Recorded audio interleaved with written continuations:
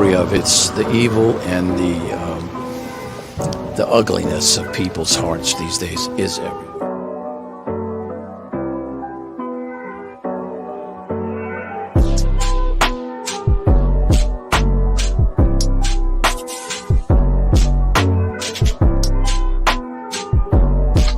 This is Franky Rose's Think Tank.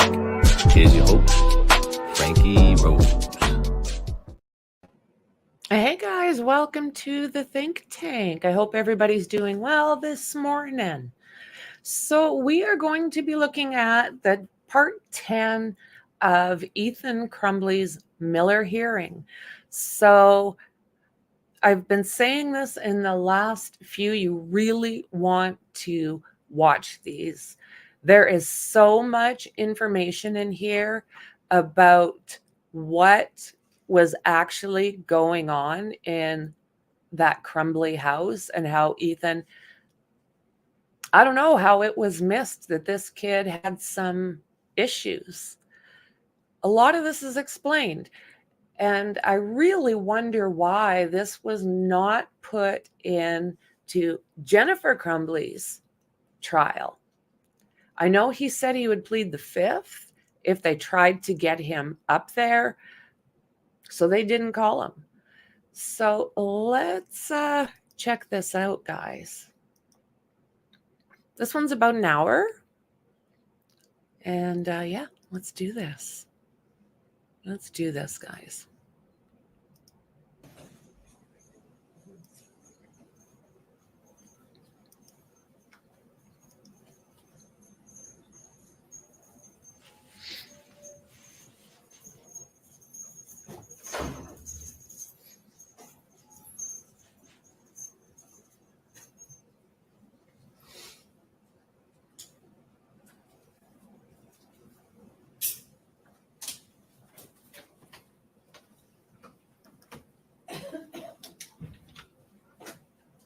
He doesn't have very much for emotion.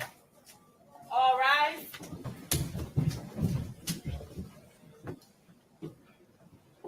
Thank you. All may be seated.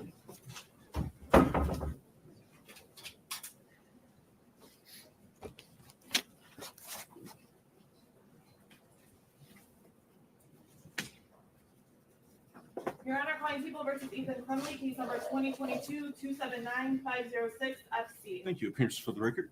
Karen McDonald on behalf of the people. Thank you, Mark Keast on behalf of the people. David Williams on behalf of the people. Paul up Michelle Lawson on behalf of Ethan Crumbley. Jimmy Happ on behalf of Ethan Crumbley. Deborah H. McKelvey on behalf of Ethan Crumbley. Thank you and good afternoon again. You all may be seated. With that being said, defense, prepare for your next witness. Yes, Your Honor, may we briefly approach? Absolutely.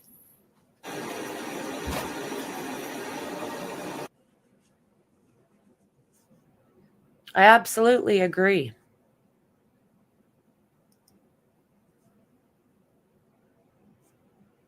Try and put myself in a little corner here so you guys get full screen.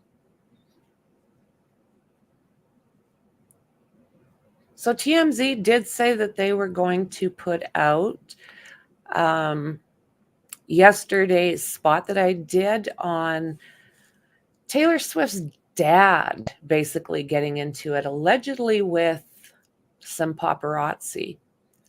Well, as soon as I went live with them, my dog Jazzy decided to stand right beside me and barked through the whole thing. I was literally telling Harvey Levin to hang up on me. I thought, oh no, that's that. Well, this morning I got a thank you for yesterday's show. And I apologized about the dog, and they just said, no, it worked out great. And I was like, okay, all righty. So yeah, Jazzy made TMG or TMZ. Oh, there was so much, Dandy, that I have learned going through these. You know, things that the parents seem to have minimized.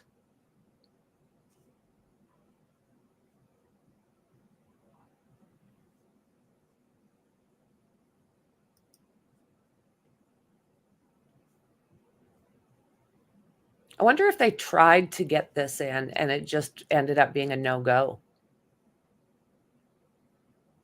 Now, his dad's trial is coming up here fairly quick, too. Thank you. After the conference at the bench, I'm going to leave the people to address their witness that's sitting there. With that being said, defendant, you may call your next witness. Thank you. We would like to call Dr. Daniel P. Keating. Thank you.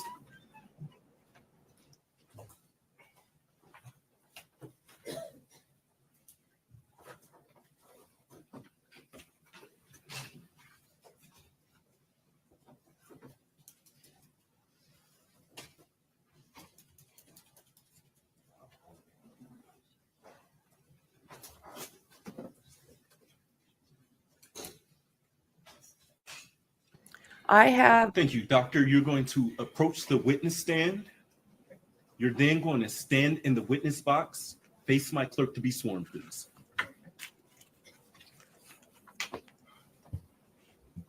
Please raise your right hand. Under penalty of perjury, do you swear or affirm the statements you're about to make to this court will be the whole truth? I do. Thank you. Please have a seat. Thank you, and good afternoon, sir. If you could, please state your full name for the record and spell your last name. Daniel Keating, Keating. Thank you, and if you could, just keep your voice up for me. I would greatly appreciate it. Sure. Defense your witness. Thank you. Thank you. Hello, doctor. Hello. I want to first go over your education. Can you tell the court your educational background, please?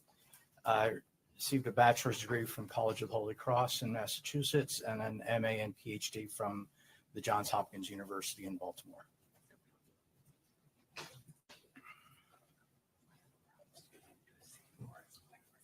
Okay, I'm just going to briefly go through it. And did you have any specific concentration in any of those programs? Developmental psychology is a primary one, subsequently broader developmental science.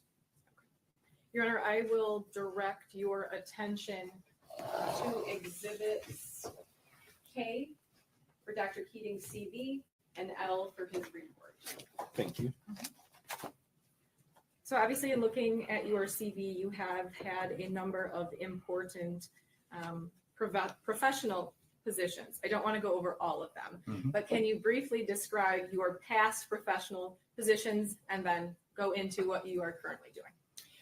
Yes, I've been on the faculty at a number of universities, including University of Minnesota, University of Maryland, University of Toronto, and currently at the University of Michigan, where I'm a professor of psychology, psychiatry, and pediatrics, and a research professor in the Institute for Social Research. Is research a large part of your job? Yes. And can you describe to the court what type of research you have been involved in? Developmental science broadly. Within that, most recently, specifically, or actually career long, on adolescent development, and more recently in adolescent brain development and adolescent neurodevelopment. I also have been involved in research looking at early childhood development and effects of early life adversity on the life course. Have you been published a number of times? Yes. Books and in peer-reviewed journals? Yes. A number of books, 9, and peer-reviewed journals. I don't remember the exact number now, 70-ish. Have you received any honors? My most recent book, called Born Anxious, was awarded the best book in developmental psychology in 2019. I should also mention that I was a fellow of the Canadian Institute for Advanced Research for a number of years. Your Honor, at this time, I'm asking that Dr. Daniel Keating be qualified as an expert in adolescent brain development. No objection, Your Honor. Thank you. This witness will be reflected as an expert in adolescent brain development. You may continue. Thank you. Are you familiar with the U.S. Supreme Court case of Miller versus Alabama in regard to juvenile life without parole sentences? I am. Was your work and research part of the science that is discussed in the actual opinion on that case? Some of my work was cited in the amicus brief from the APA with respect to that case. Indirectly, I participated in a number of discussions from MacArthur Foundation Research Network on juvenile justice and adolescent development. Discussions in that group were reflected in a variety of ways in the brief that was put together. Since that case, there have been a number of other cases involving life without parole sentences. Has your work and research been used in any of those most recent cases? I and a number of other folks were signatories to an amicus brief on the Michigan Supreme Court recent decision extending through to age 18 the Miller protections.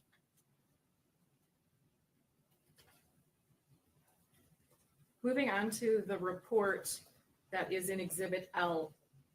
I did not ask you to review anything about this case, correct? That is correct. You have never met with Ethan Crumbley, correct? I have not. You are being called here in this case as an expert. How is it that you are able to give an expert opinion on this case without reviewing the material and without meeting with Mr. Crumbley? The scope of my expertise is around the science of adolescent development and adolescent neurodevelopment and adolescent cognitive development. And so my ability to describe what the science that underlies Miller and similar cases is what I am able to testify about as an expert. So your testimony and report is based solely on brain science and your research, correct? Correct. And others' research, yes. Of course. Let's talk about your report. It's broken down into 8 sections, correct? Mhm. When you talk about adolescence, what age range are we talking about? The most recent designation that I go with is from the National Institute of Health, which for purposes of research identifies it as a period between approximately 11 years old and 24 years old. Are you able to summarize the work that you have done in regards to examining the development of an adolescent brain? Well, the field has identified a number of different specific hallmarks of adolescent brain development, which I can list. The first is the development of what's known as the bottom brain colloquially, or the limbic system, that encompasses an amygdala primarily and the ventral striatum in the brain. It's responsible for a variety of things having to do with incentive systems, reward systems, pursuit of things that one wants to do, exploratory activity, and so forth. The second major developing area in the adolescent brain is known as the prefrontal cortex, and ultimately the prefrontal system, colloquially often known as the top brain.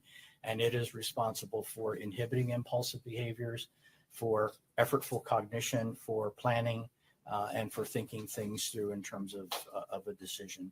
The third feature to be aware of is the relationship between them. The limbic system, or bottom brain, shows a period of very high activation, hyperactivation, beginning in middle adolescence and carrying on until the early 20s. So the incentive and reward seeking system is at a height during that period of time. The prefrontal cortex and prefrontal system develops more slowly and more gradually.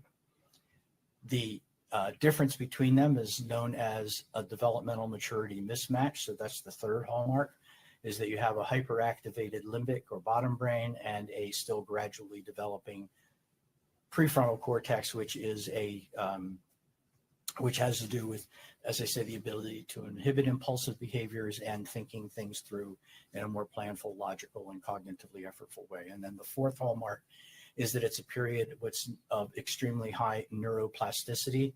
What that means is that the brain is rewiring itself, particularly during the adolescent years, more so than at any time since the fetal period and the first year of life. So the bottom brain, the top brain, the relationship between them, and the extreme neuroplasticity are the 4 hallmarks of adolescent brain development. In Michigan and under Miller, they use the age of 18, correct? Yes. Well, I believe Michigan is now 19. 19. Is that age cutoff consistent with the scientific studies showing when an adolescent brain matures into an adult brain? No, that is not consistent with the science.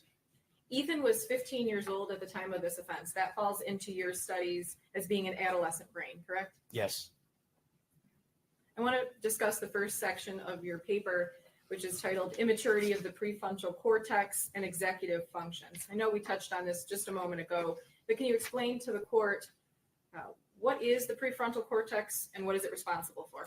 So the prefrontal cortex is the most advanced of our brain areas compared to other species and earlier versions of our species.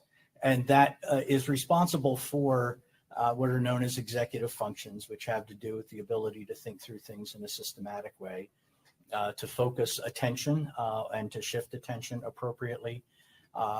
So in carrying out those executive functions, it includes things like planning. In addition to that, it's a primary way that individuals learn to inhibit impulsive or impetuous behaviors. And does an adolescent brain have any limit on its prefrontal cortex compared to an adult? Well, it's developing gradually throughout the adolescent years until it reaches maturity, as I say, in the mid-20s.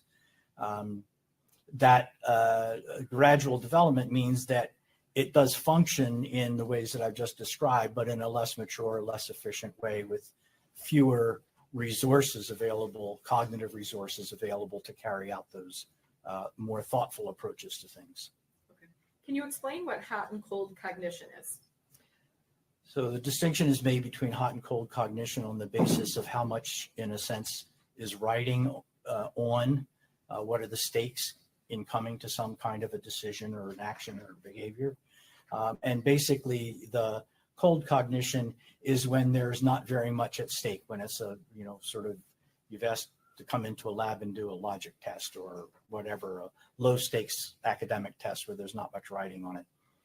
Under those circumstances,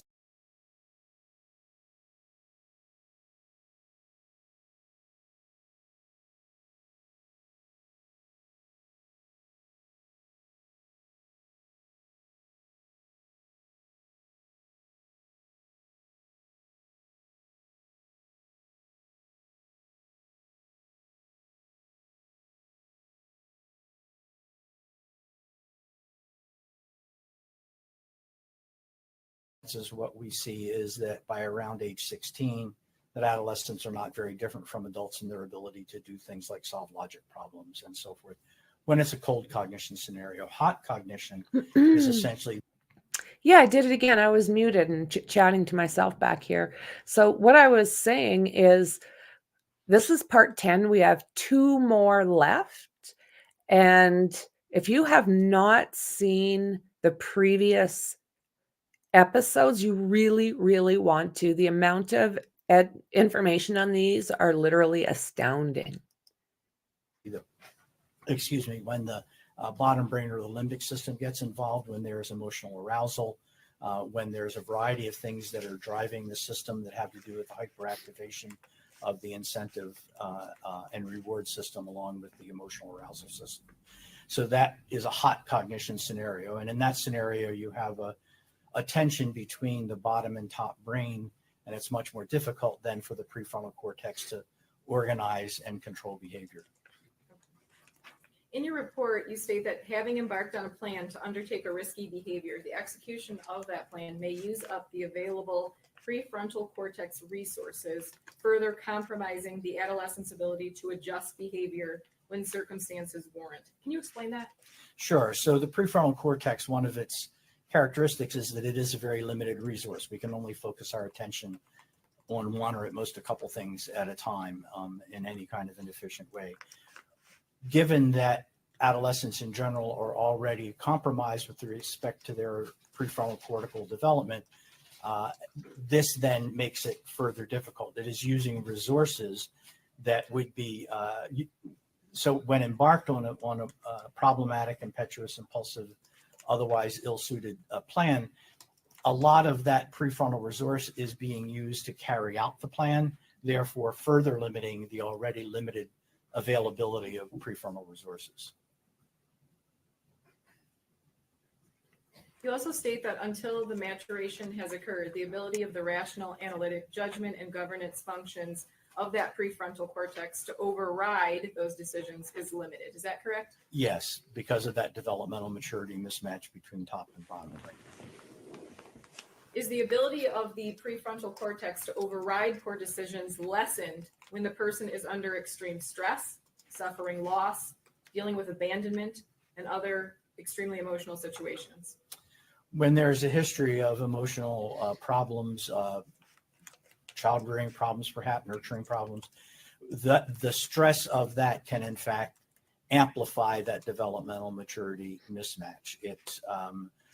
makes it more difficult to moderate behavior. The activation invokes a stress system which is not well controlled. It's dysregulated for individuals with that kind of a history. So it amplifies the activity of the hyperactivity of the bottom brain. We've talked now at great length about the prefrontal cortex. What is the limbic system that you mentioned? So the limbic system is effectively the bottom brain, and it's primary. There are a number of circuits. Primary ones are the amygdala, which is responsible for emotional arousal, and the what's known as the ventral striatum, which is the part of the brain that, in a sense, tags what's to be incentivized or avoided, to be rewarded and repeated. It is a way, in a sense, of that system getting activated. It was also activating for other kinds of behavior. It's a primary locus for a lot of the dopamine receptors, and the dopaminergic system is responsible for a lot of the emotional and hot cognition elements that go into decision making. Does decision making for an adolescent depend on the interaction between that prefrontal cortex and the limbic system?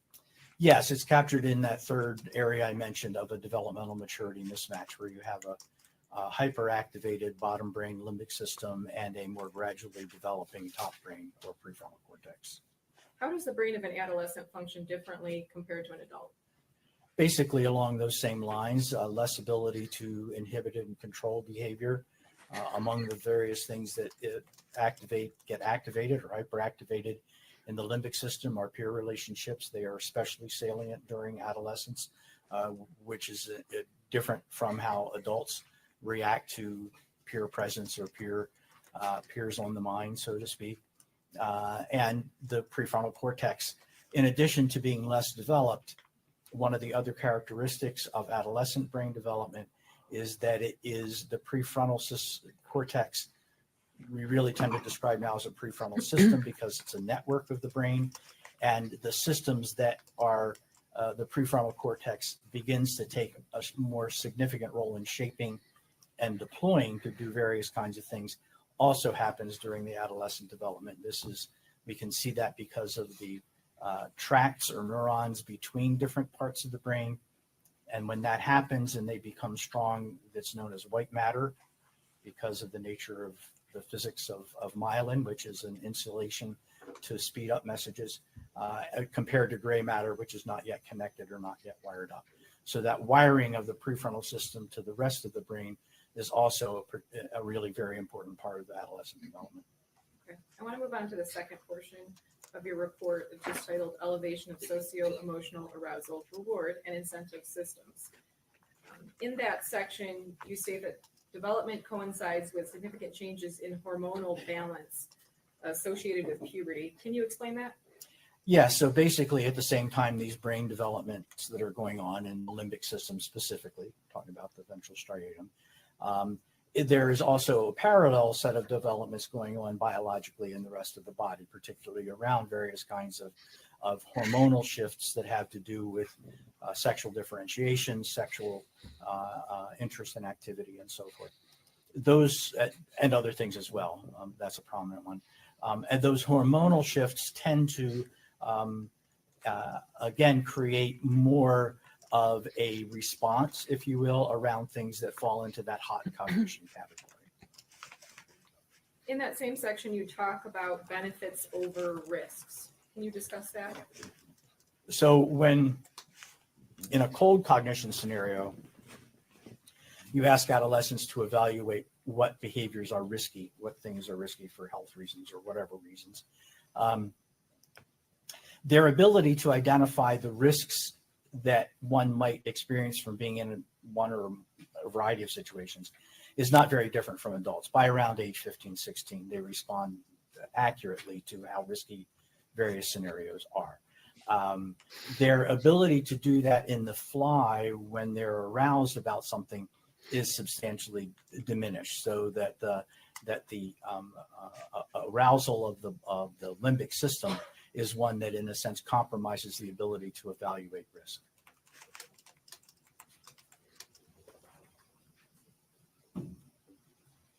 Is it true, as you stated in your report, that adolescents value the potential benefits of the behavior more highly than adults?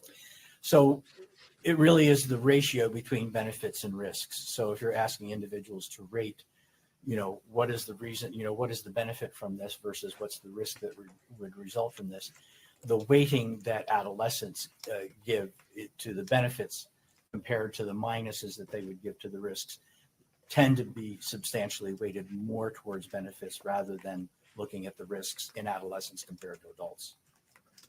Let's move on to the third section of your report, which is titled Developmental Maturity Mismatch in Dual Process Models. Now, when an adolescent has thoughts about committing a murder and they even research it online, they obviously know that it's wrong. Can you explain how it is that the adolescent would then still commit that crime? One would need to know the specifics of the situation, which I don't, but in those circumstances, one would want to understand what's the context by which the context of the thought processes and decision-making processes that led to it and that go into that. Does the fact that I can tell you that there was planning or premeditation, does it change your findings that an adolescent brain functions differently than an adult brain? No, not at all. There's certainly lots of different kinds of planning. As I mentioned before, planning to do something can in fact absorb a variety of different kinds of prefrontal resources that might otherwise be deployed in thinking about, is this a good plan or is this not a good plan overall? So the fact of planning obviously means that it's not an impulsive split second kind of decision to do something, but it doesn't necessarily mean that it's not an impetuous plan that has been carried out. Is there anything that occurs in the brain as it matures to allow for better decision making? Well, both of the things. The hyperactivation of the bottom brain tends to cool down and reach an asymptote or a flat line that goes out through much of adulthood. So, are you guys understanding everything that he's having to say? I'm kind of at points thinking, ooh, some of the technical talk, right?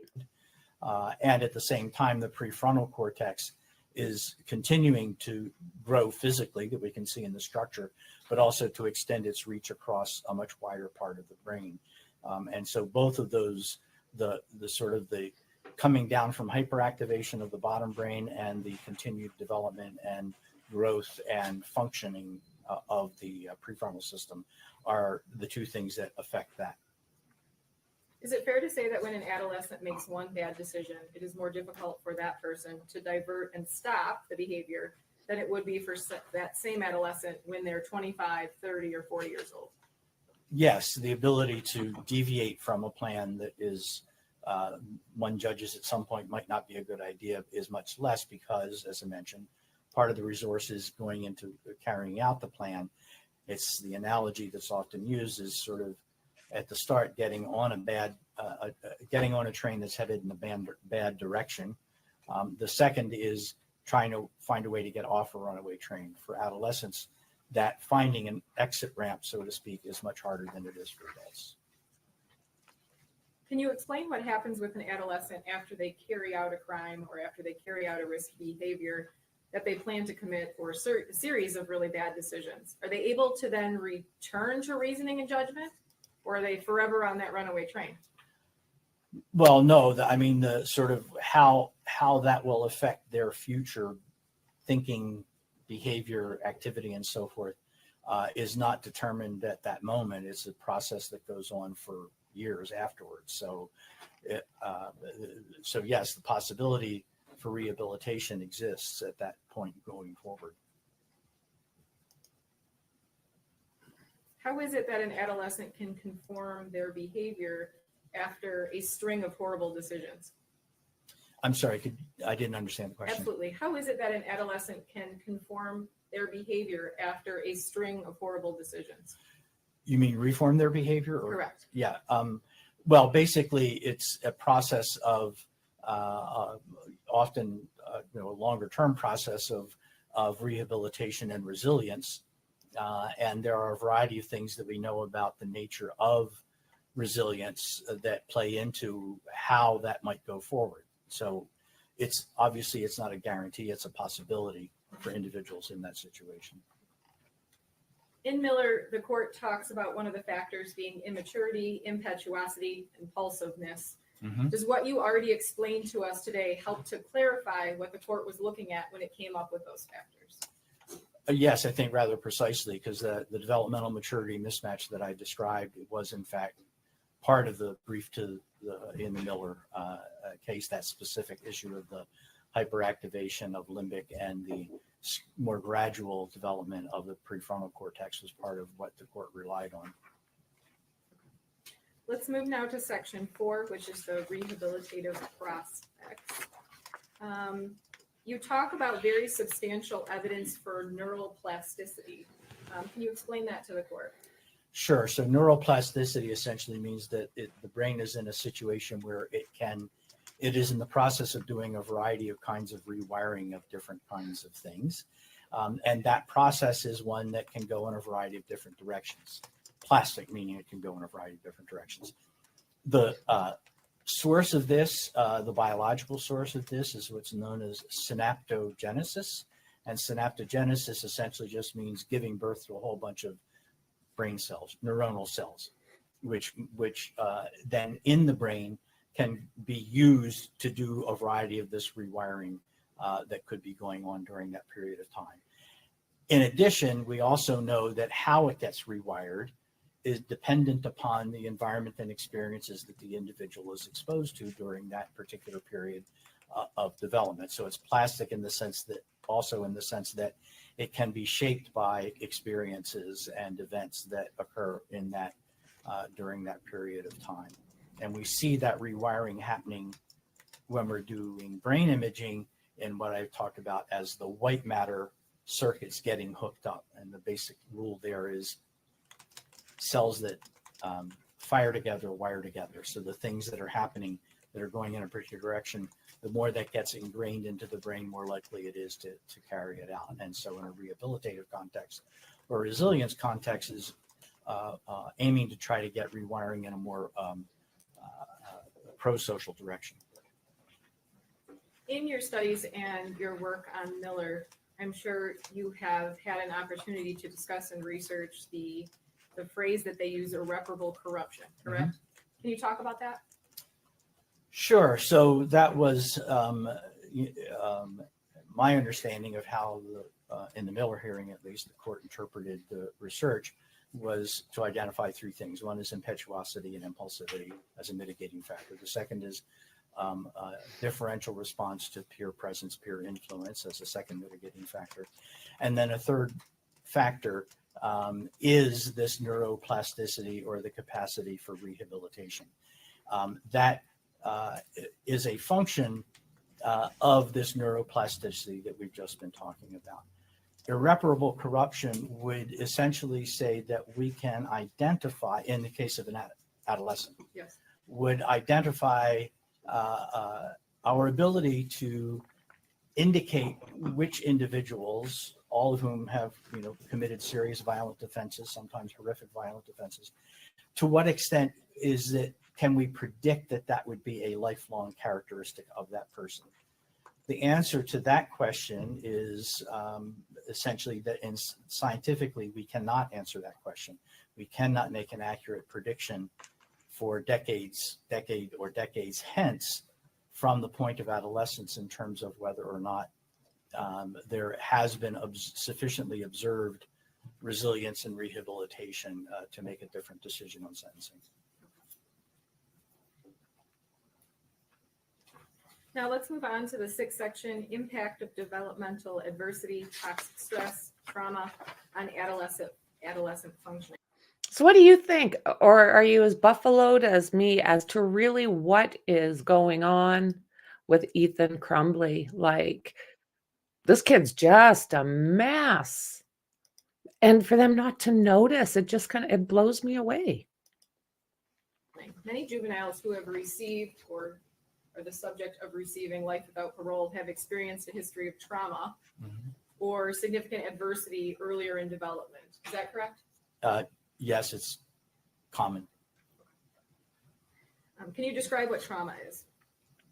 So we normally think about this as a dimension from serious enough to make changes to the brain at one end, and then going up from there, making very significant changes to the brain. So we don't have a dose relationship in terms of how much stress or what particular kinds of stress, but basically at the end where we can discover or have discovered significant biological changes to the brain would be things like growing up in a situation where there's lack of material necessities, homes, shelter, food, whatever. And that kind of adverse childhood experiences are observed to make changes to the brain. And then we go up from there through a variety of different levels. The most serious ends of trauma are things that have to do with direct physical abuse, sexual abuse.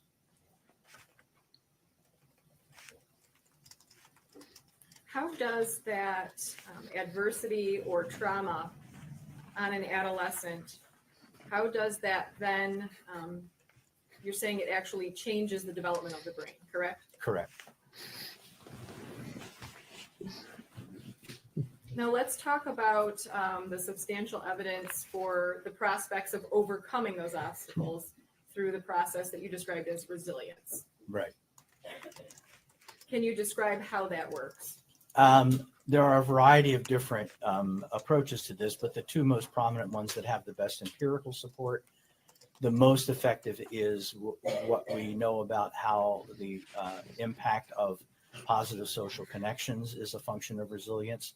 Those positive social connections can occur with a variety of individuals. It could be with extended family members. It could be with other adults, in school, coaches, teachers, that sort of thing.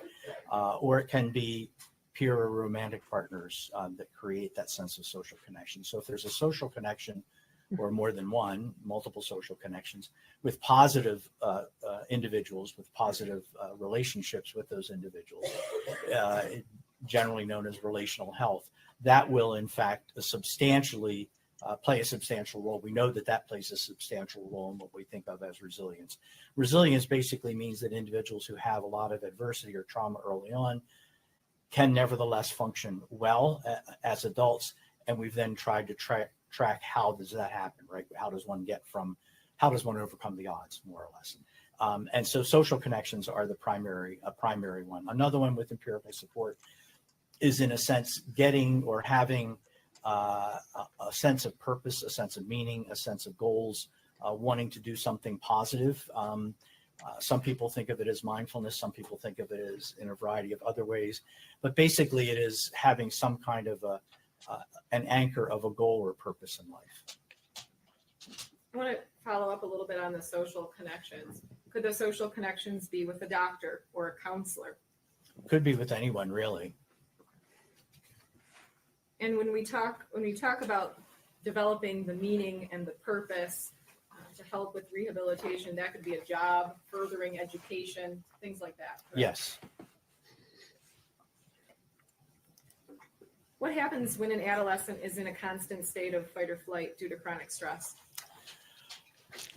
A variety of things. With respect to brain development, one of the things is that it tends to amplify that developmental maturity mismatch. So when we think about the arousal and incentive and reward structure that is part of the limbic system, that when things are getting into the hot cognition scenario, basically what that's doing is then activating a stress response system. So what we know from the history of research on the history of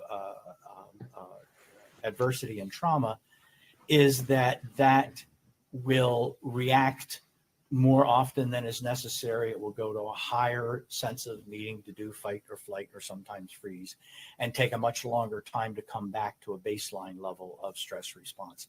So the connection between a limbic system and a stress response system, if that system is dysregulated, if the stress system is dysregulated, it further amplifies that activity of the limbic system. When you're discussing the extreme stress in your report, you say that there are lifelong consequences. Effects begin to show up as early as adolescence, however, especially in physical symptomology, in sleep disruptions and other things. Can you talk about that? Yes. So when there's been exposure to toxic stress earlier in development, in early childhood or even in the womb, for example, it can change how the stress response system would function. When the stress system is dysregulated, among the consequences that are the most meaningful is that there's an overproduction of cortisol, which is the fight or flight hormone that we just talked about. So that over responsiveness of that means that there's an awful lot more of this cortisol circulating through the system at a given time. Behaviorally, it tends to make individuals aggressive and reactive in a variety of ways to others, and in generally behaviorally not to be predictable in one's behavior that can lead to social isolation or rejection and so forth. So there's a behavioral consequence certainly as early as adolescence. What we also see is that if it's not changed in any way, if that carries through to adulthood, it can continue to show up behaviorally in terms of anger and aggression and so forth.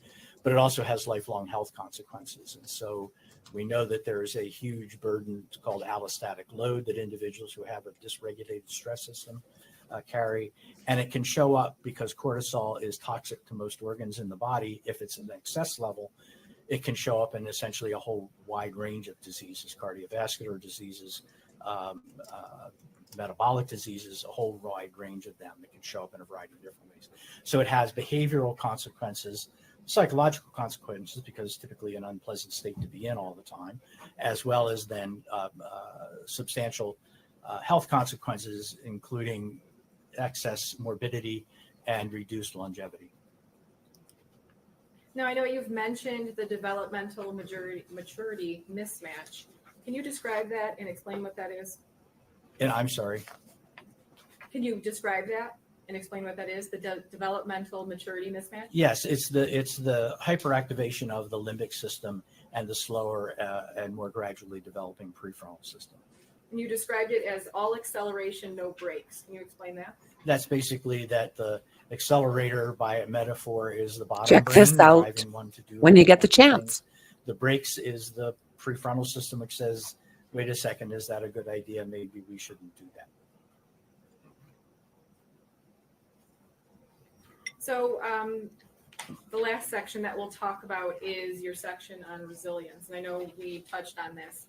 If an adolescent commits a violent crime, does that automatically mean that they are more likely to continue criminal behavior as they mature? So when we look at that, we make first a division between what we think of as adolescent limited offending and life course persistent offending. If we're talking about a population of individuals who are already been adjudicated as having committed an offense, particularly committed a violent offense. So if we compare that group of individuals to individuals who've never had any kind of offending at all, obviously there's a higher risk factor for that group.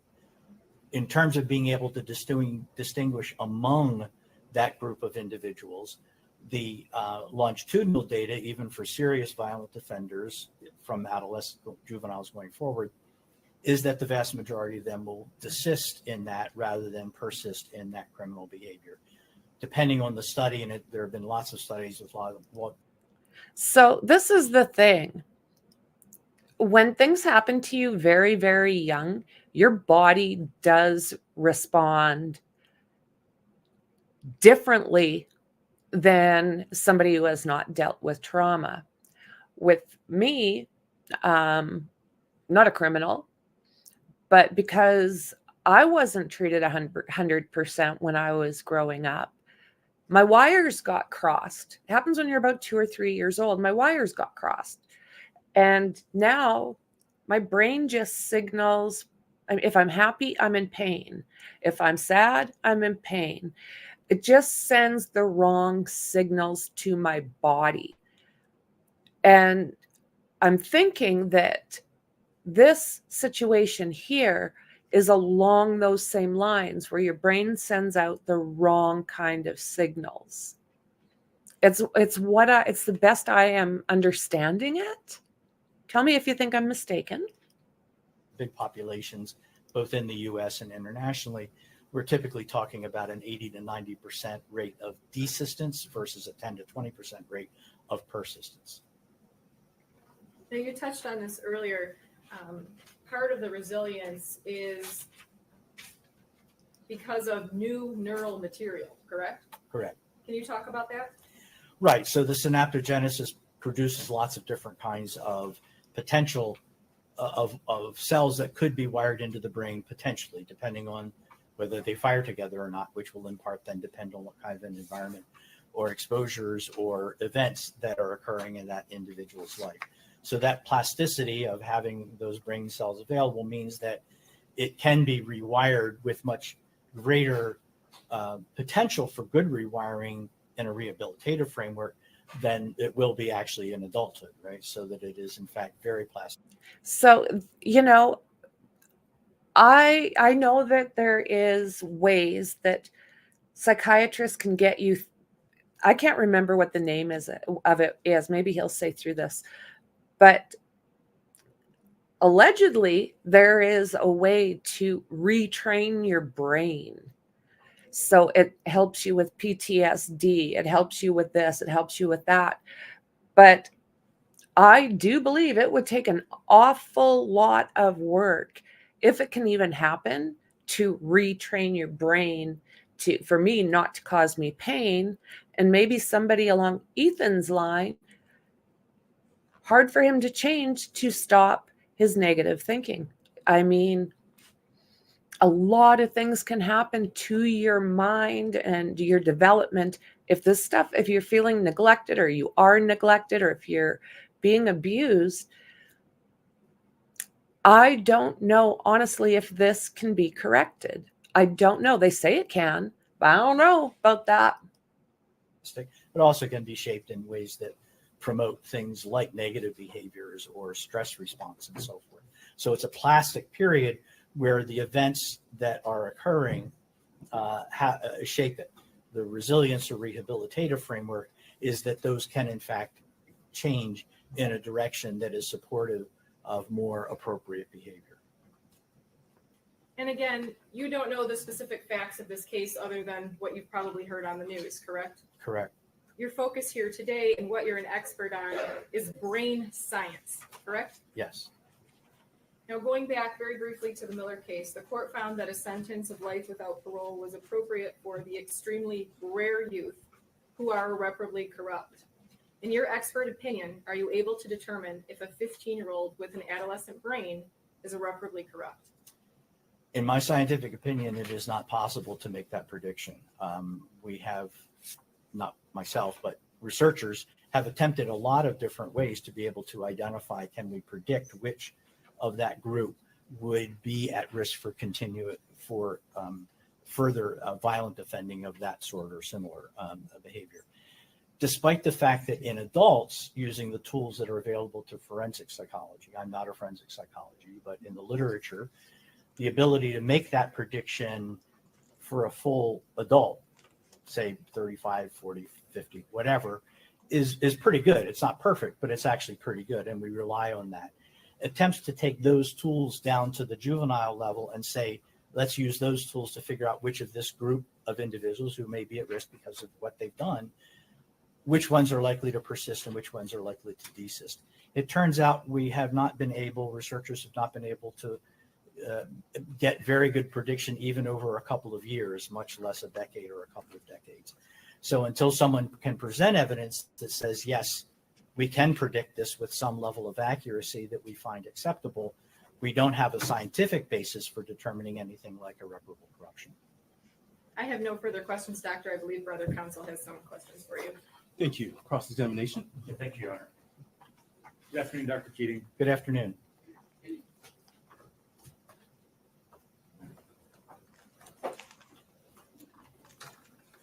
So Dr. Keating, I think you've been very clear. You don't know this defendant. You've not interviewed the defendant. You've not reviewed the videos, the journals, any of the background of this case. I don't know the details of the case other At all. than general news coverage from some time ago. Okay. And so, first of all, you are not offering any opinion specific to whether this defendant's crimes are the result of an undeveloped brain or whether there's something else, right? So it makes me wonder then, if that's the case, if there is a way to correct this wiring, do you think it's best, that this is caught young in adolescent years to be able to correct this wiring?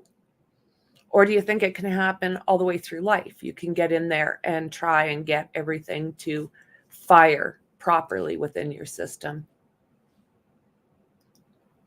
Narcissists would not be a cooperative patient to fix when they're fix their wiring. That I believe. Not specific to this particular case, other than the fact of the individual's age, of course, I know, and they're within the range of what we consider to be normative brain development. So you know roughly maybe where his brain is, but you don't know if his planning and commission of this crime is related to the problem of part of his brain not being able to put a brake on another. In the specific case, that would require a whole host of clinical data, and I'm not a clinical psychologist. Well, and you need facts, right? Excuse me? You need facts. You said I need the context. Well, I would need the context, as I wouldn't trust myself to make such a judgment. That's not my area of expertise. You said there are different kinds of plans, right? Yeah. You said one of the things is the prefrontal cortex deals with planning. It's Yep. not fully developed. Counsel said, well, just the fact that someone plans to kill someone doesn't mean it's not related to brain development. And you said, no, there are different kinds of plans, right? That was your testimony. I'm not sure that I remember the exact words, but go ahead. I'll agree to that. You agree? I think, yes. Yeah. Okay. You talked about the effect Just to of, clarify, if I recall the line of discussion, and I'd have to hear it again to be sure, what I would say, or at least what I would say at this point, is that that the making of a plan, even a detailed plan, is not necessarily not the result of impetuosity or impulsivity. right, you could have a plan that's impetuous or impulsive. You could. Correct. You could You're make not a plan in an impetuous. You could, but Impulsive you're plan, not yes. saying that this plan. I'm not saying about this particular plan. I don't know. You talked about adverse childhood experiences. That's there's a way to interview someone and look at that and give them a score on that, right? There are measures that do that. Yes, there's Okay. the ACEs itself, the adverse childhood experiences scale. There are a variety of others. Ideally, we'd like to have objective, independent measures rather than a recall as an adult. But Absolutely, right. So you'd want to do is have some contemporaneous or objective evidence that would help you with that scoring. yes, But then you could score someone on that, and depending on that score, that would give you some insight on how much impact that might have had. how much adversity they have had. Yes. Yeah, within limits. The ACEs, for example, is a pretty blunt instrument. So people tend not to use it for how much adversity is related to how much of an outcome. That's not, that evidence is not available to connect how much versus, like I say, there's no dose response relationship that we can identify at this point in time. If you reviewed any of the other reports in this case, Dr. King's report for the defense? I have not.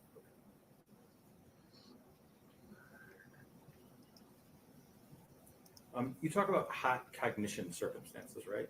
Yes. And you've ever heard the phrase cold-blooded killing, something done in cold blood. You talk about cold cognition. Mm-hmm. Can you briefly explain to the judge the difference between the two? Between cold cognition and cold-blooded. No, between hot cognition and cold cognition. Oh, basically, at the simplest level, it's that hot cognition is when the bottom brain is activated at a substantial level. A cold cognition is when it is not. Okay. Does the train example work in that realm where you're talking about hot cognition, the train is going down the tracks, and because of that hot cognition, the juvenile is less likely to stop the train. Right. Or get off the train. Or get off the train. If it's not a runaway train, Mm-hmm. in fact, the train's going down the tracks and then it stops. And there's a decision-making point. And someone goes to bed or goes to school or writes in their journal or talks to their friend. Now you have a chance to reevaluate, right? Mm-hmm. Is We're that back a to- yes? Yes. Thank you. So we're back to cold cognition. Mm-hmm. Is that right? No, I wouldn't necessarily say it takes you back to cold cognition, because as you reconsider or reimagine that plan, it can reactivate the impulsivity or impetuosity that led to that. Presumably there were reasons that may have been limbic based for wanting to carry out such a plan. The fact that there's a time interval doesn't necessarily mean the next time you come back to think about it, that it is then in a cold state. It may very well just reactivate the limbic system. If there is an incentive or reward or desire for whatever reason to do it, it doesn't necessarily go away just because of the intervention of time.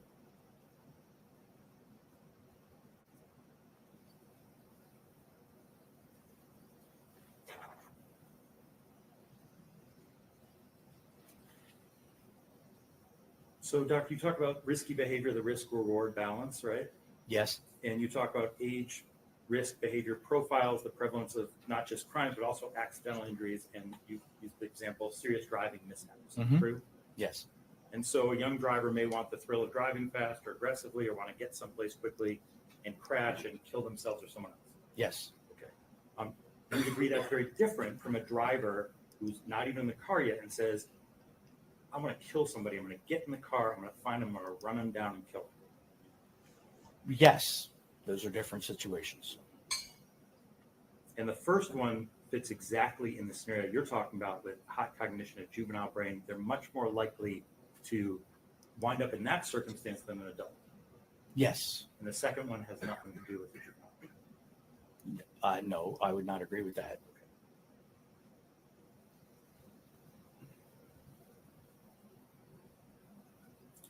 In evaluating the risk of harm, the assumption is that the harm is something to be avoided, right? Mhm. In other words, you may want to drive fast, but you don't want to die. You may want to drive fast, but you don't want to get a ticket. You don't want to crash, right?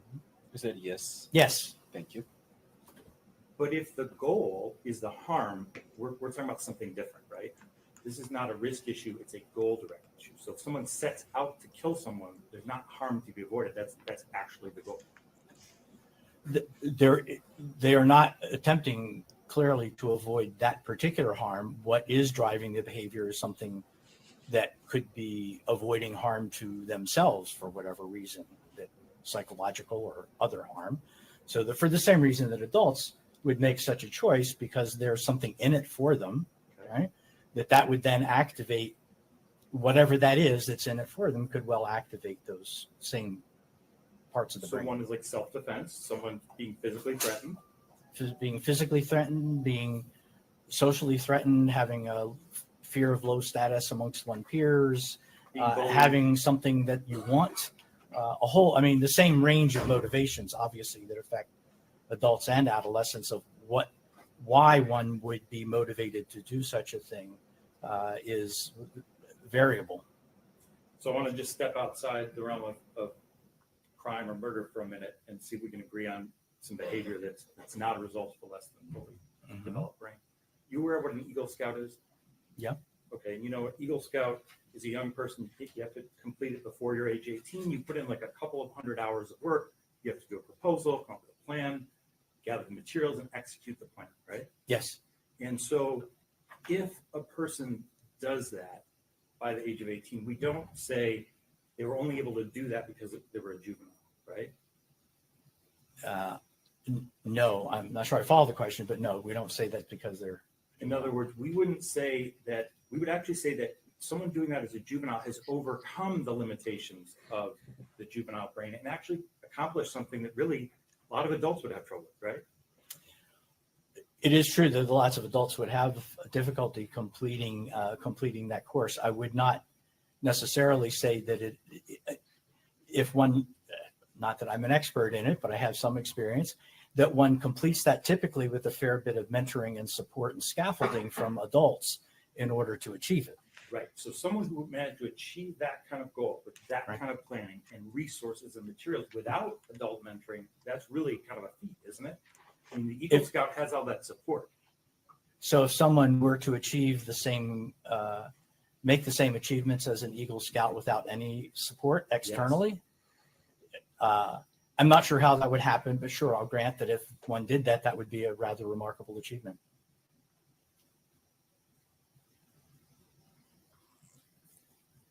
You talk about impulse control and inhibiting impulsive behavior. You talk about the experience of trauma, but that's variable, isn't it? So The sometimes experience you of trauma? No, the impact of that. So you might see individuals have good impulse control at a younger age, adults who have poor impulse control.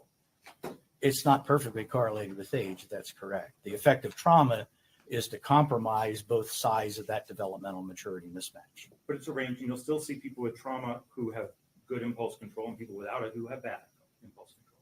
Sure.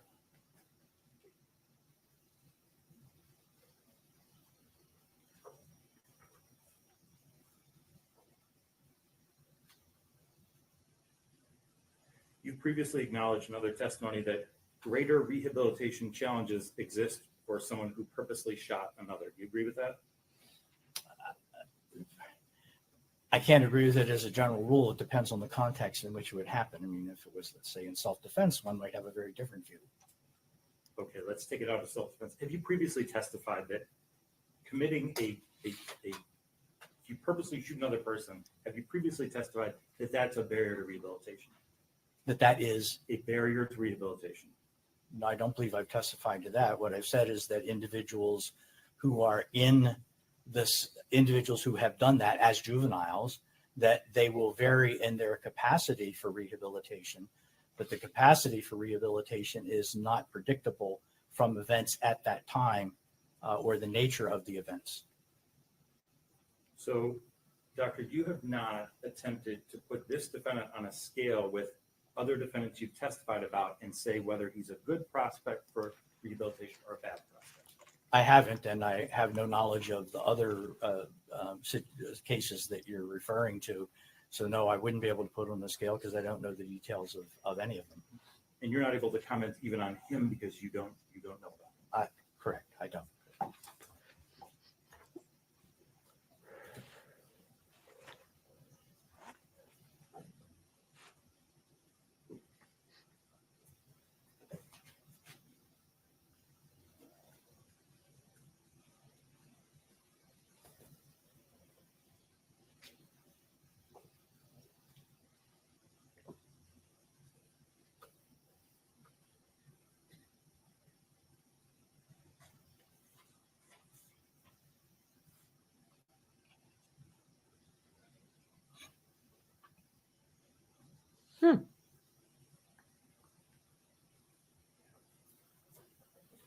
So, Doctor, on direct examination, you talked about, and I think you talked in your report about irreparable corruption, right? Yes, And no one can say that someone is irreparably corrupt.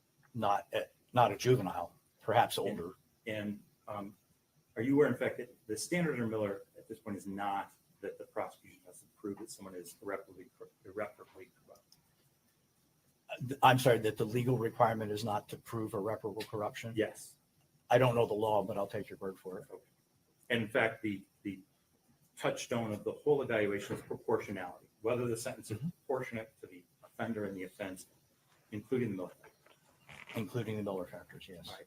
And you've agreed you don't know anything about this defendant's crime, the way he killed his victims, the amount of time over which he planned them, or whether it was a product of hot cognition or cold cognition. True, I don't know the details. Thank you.